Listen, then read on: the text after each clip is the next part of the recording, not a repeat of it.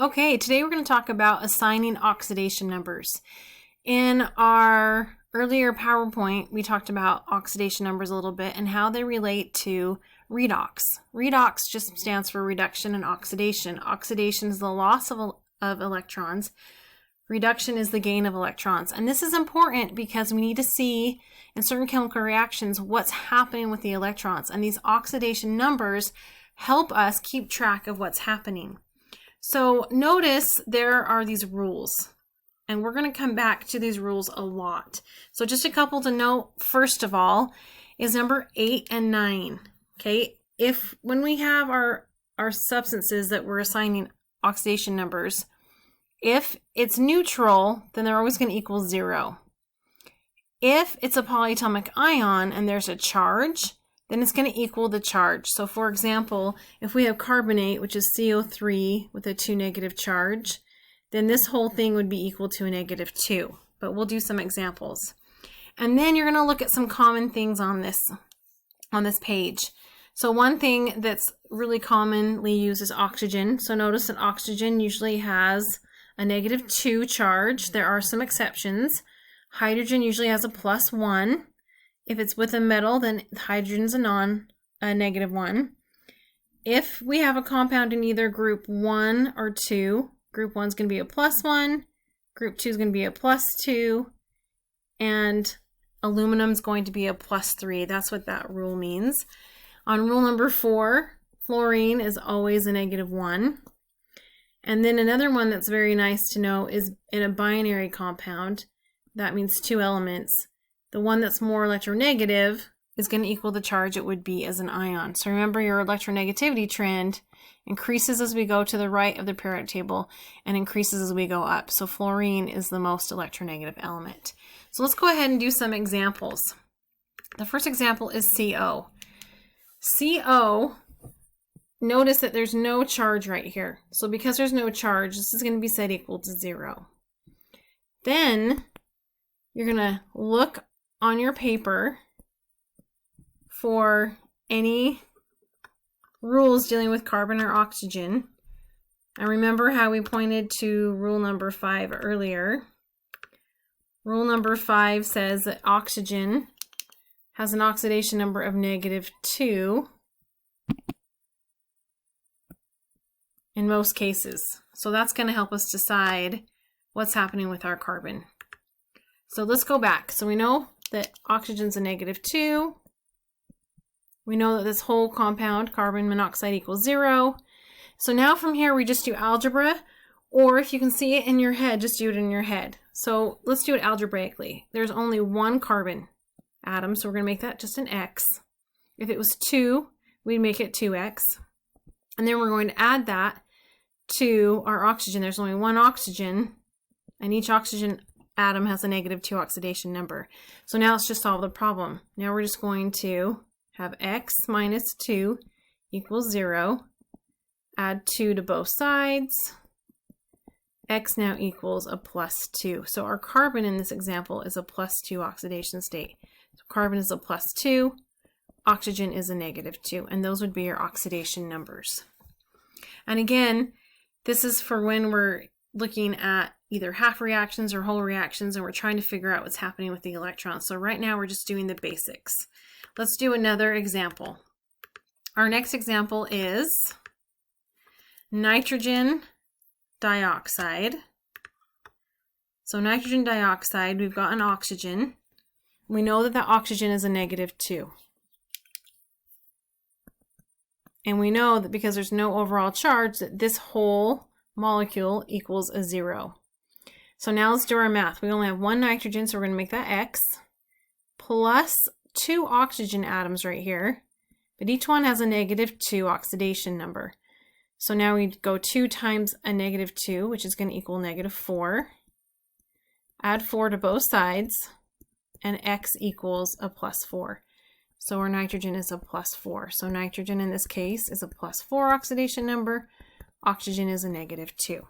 See how consistent oxygen usually is. Okay, let's do another example.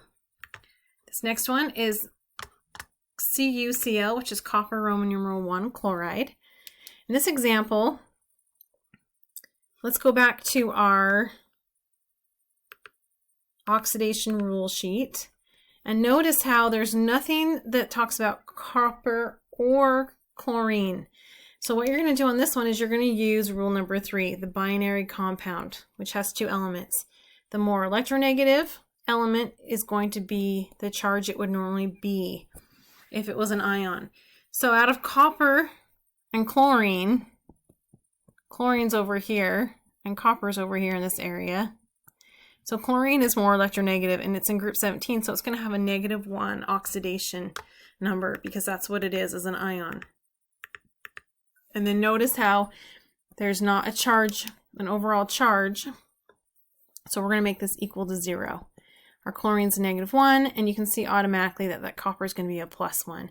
You don't even necessarily have to do the math because +1 and a -1 equals 0. Okay, let's do our next example. Our next example is methane. This is CH4.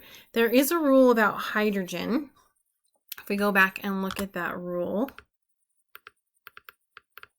hydrogen says that it has an oxidation number of a +1. The only thing that changes that is if hydrogen is bonded to a metal, then the oxidation number becomes a -1. So let's look at this one. Okay, so again, methane has no overall charge, so we're going to set that equal to 0. Our hydrogen's a +1 because we have a rule about that. And then we're going to do our math. So carbon, there's only 1, so we're going to do X plus 4 hydrogen atoms. Each one is a +1. So now we get X plus 4 equals 0. Subtract 4 from both sides. And now that gives us X equals a -4. So in this case, carbon is a -4. Hydrogen is a +1. Notice how different this carbon is. This carbon up here was a +2, sorry. This carbon is a -4. It's all because of what the atoms are bonded to that affects the oxidation number. Okay, let's do our next example. Our next example is S8. Okay, S8 follows a different rule. So let's go back. This follows rule number 1.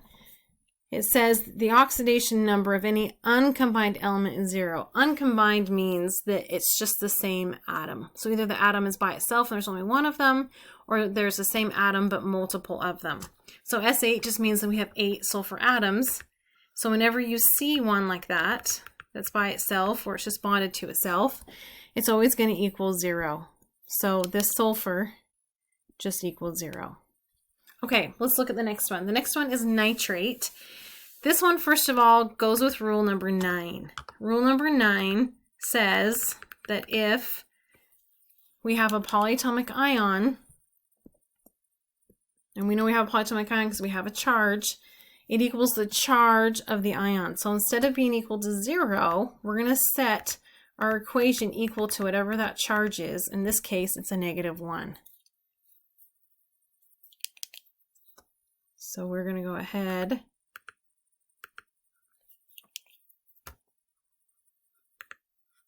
and set that equal to a -1.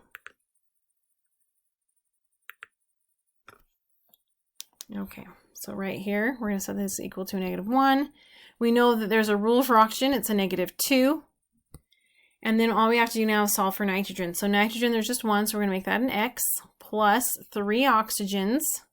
Each of them has a -2 oxidation number. So now let's do our math. X minus 6 equals a -1. To get the X by itself, we're going to add 6 to both sides. X equals a +5. So in this case, our nitrogen is a +5, and oxygen is a -2 oxidation number. Okay, let's do a few more examples and see how we're doing. Okay, here's a rule. If the oxidation number of an ion, is the same as its charge. This is rule number 2. So let's practice these. These are all ions. So if the oxidation number is the same as its charge when it's by itself, the zinc with a +2 is just a +2. Chlorine is a -1. Sodium ion is a +1. and the aluminum ion is a +3. That's all you need to do when you're dealing with a monatomic ion. Monatomic, remember, just means one atom, but it has a charge. Okay, let's do another example. Here's one where we have 3 different atoms. So we're going to do this exact same way. What we're going to do first is look at it to see if there's an overall charge. There isn't, so this means this equals 0. Then we're going to do what we know. We know there's a rule for oxygen. So we're going to go ahead and we're going to do our rule for oxygen, which is a -2. And then whenever you have 3, go back to the first element after you do whatever is on the rule set. So for example, oxygen is in the rules. Go back and do whatever the first element is normally. In this case, potassium's in group 1, so it's a +1. And if you remember in our rules, there's a rule about this. And the rule is number 7. So remember number 7, if it's in group 1, it's going to be a +1. If it's in group 2, it's +2. And if it's aluminum, it's a +3. So not only does potassium have a rule, but it also follows what we're talking about when we go back to that first element. Okay, so let's go back to this again. It's going to be equal to 0. Oxygen's a -2. We now know potassium's a +1. Now again, we just do our math. We just have more numbers to deal with. So we have a 1 plus 1 atom of nitrogen, so that's going to be our X, plus 3, and each oxygen has a -2. So now let's do our math. We've got 1 plus X minus 6 equals 0. Combine like terms, 1 and a -6 equals a -5. Add 5 to both sides to get X by itself, and X is now going to equal a +5. So our nitrogen in this case is a +5. So potassium equals a +1, nitrogen equals a +5, and oxygen equals a -2. Okay, let's do another one. CuO. So this one, there's no overall charge, so we're going to make this equal to 0. We know oxygen's a -2 from our rule number 5, which in this case is going to make our copper a +2, because +2 and a -2 equals 0. Okay, another example is sodium hydroxide. Sodium hydroxide, we're going to go ahead and look at what we have. No overall charge, this equals 0. We know that oxygen is a -2. And so we're going to go ahead and do that because that's one of our rules. And actually, sodium and hydrogen have rules as well. And they should always work together. So we know that hydrogen's a +1 when it's with another nonmetal, which is oxygen. And sodium is in group 1, so it's a +1. So does our math work out? A +1, a -2, and a +1. Does that equal 0? It does. So +2 and a -2 equals 0. So those would be our numbers. Okay, let's look at another example.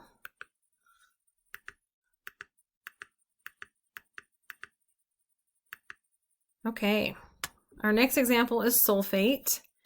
So right here, this one has a charge, so we're going to set this equal to a -2. We know oxygen is a -2 as well. So now let's just do the math to find sulfur. Sulfur, there's 1, so we're going to do X plus 3 oxygen atoms. Each one has a -2 oxidation number, equals a -2 because of the charge. So X minus 6 equals a -2. Add 6 to both sides. X is now going to equal a +4. So in this case, our sulfur is a +4. Okay, let's go ahead and do this example. This one's called sulfuric acid. Notice there's no overall charge, so we're going to set this equal to 0. We know oxygen is a -2. Oops, sorry about that. So this is going to be equal to 0. Oxygen's a -2. We know hydrogen is a +1. So we have 2 times 1, a +1, plus 1 sulfur, which is going to be represented as X, plus 4 times a -2. So we have 2 plus X minus 8 equals 0. Combine like terms, 2 and -8 is a -6. Add 6 to both sides. X is now going to equal +6. Then here's chlorine. This is a diatomic molecule. So this is rule number 1. So rule number